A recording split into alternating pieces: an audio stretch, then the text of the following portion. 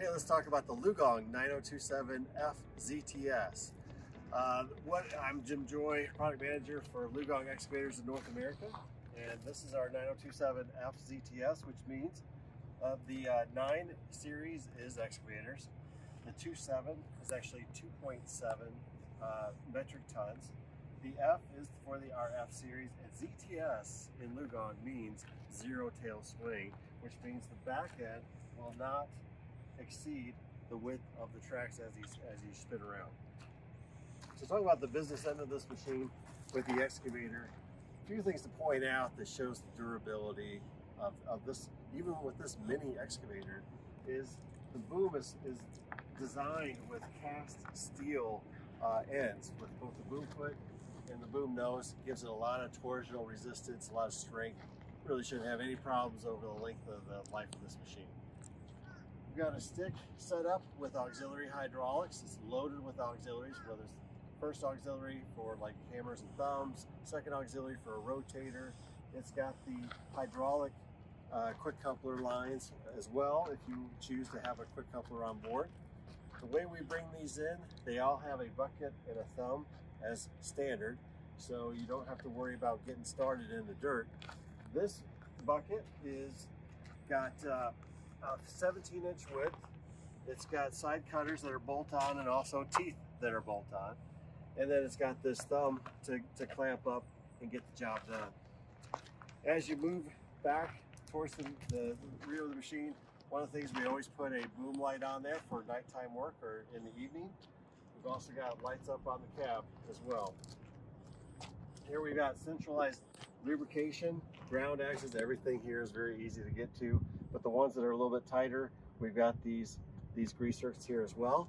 Another thing that's a benefit is we've got the boom lines are routed to where they actually have a termination point here, to where if there's any problem, you can break it at an easy place and exchange the lines out as needed if that were the case.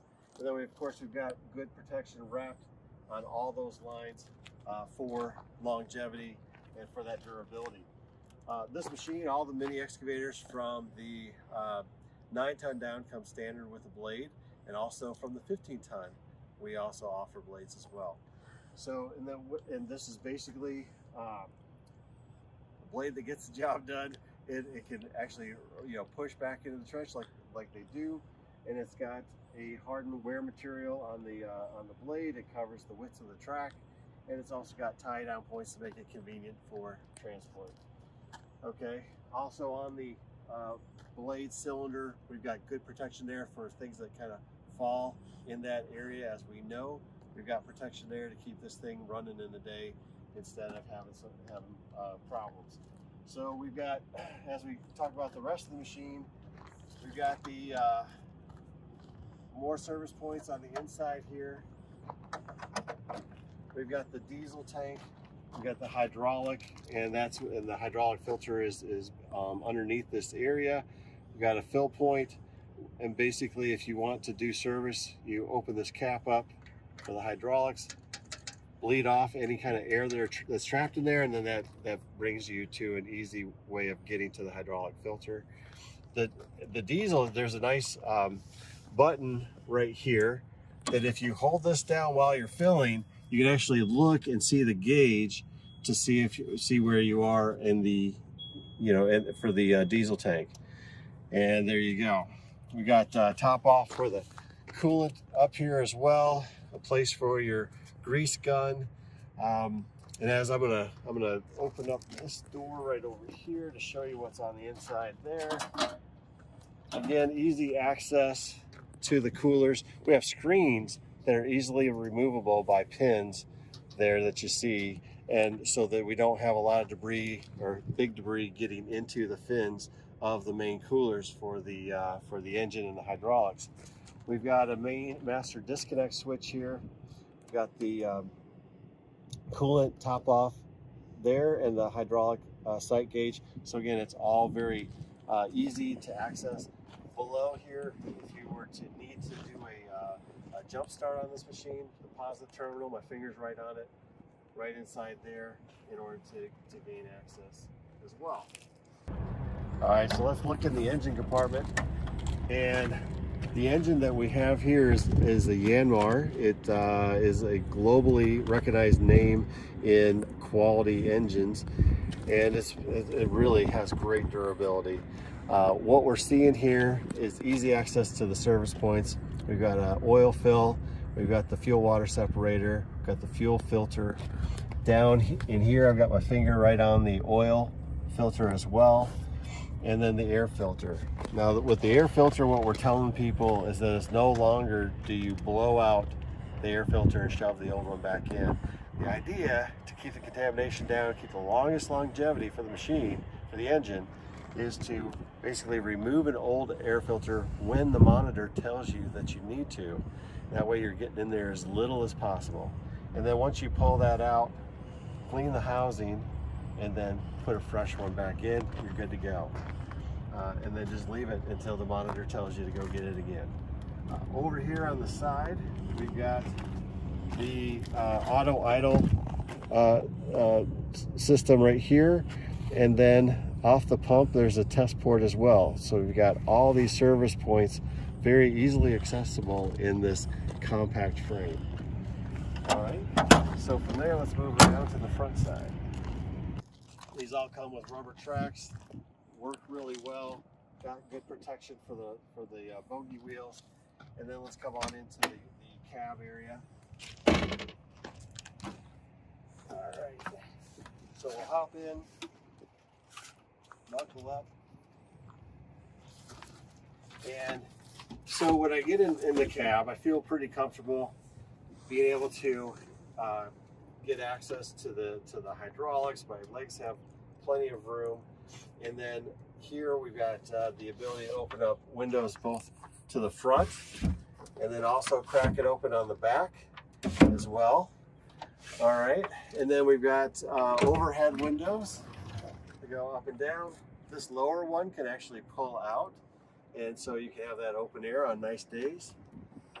Okay, and then the hydraulics, these are Hengley hydraulics with the Hengley joysticks. They work great. They've got the thumb wheel controls for very precision type operation with the auxiliaries.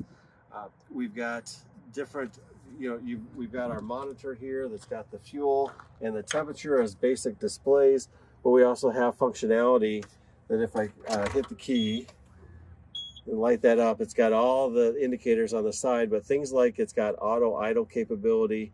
It's got the ability to cut the travel motor, or let's say right now this is a low on diesel being in the storage yard.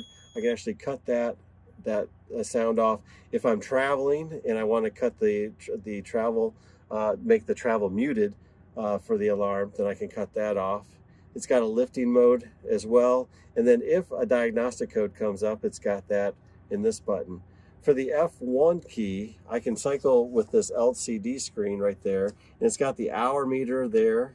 And then it's also got a date code.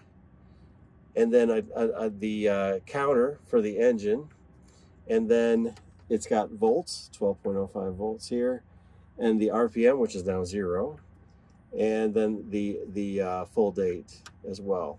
So then what I like about this design is that it's got the auxiliary controls right here, right in front, so that you can dial in if you want let's say the boom swing to be faster or slower. You can dial that in counterclockwise to slow it down or clockwise to speed it up. Turn them both clockwise and you've got full speed. Right now, this particular machine is set up to where the first auxiliary is just set up for a hammer, and then the second auxiliary is set up for the thumb or the boom swing. And I'm going to demonstrate that real quick. Just lock the hydraulics, start it up, that belt on. And if I pick the boom up, it's set up with boom swing. And I'm doing that with my left thumb on the joystick. And I've got that on full hydraulic, so while it's operating, I can actually dial that down to be as slow or as fast as I want.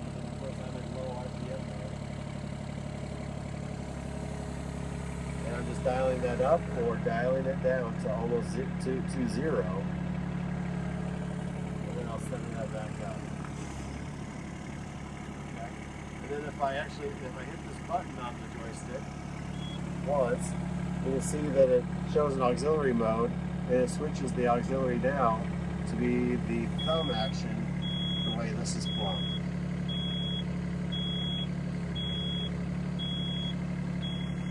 And again, I can dial that down however I want. I'm going to set this back down. Hit save mode.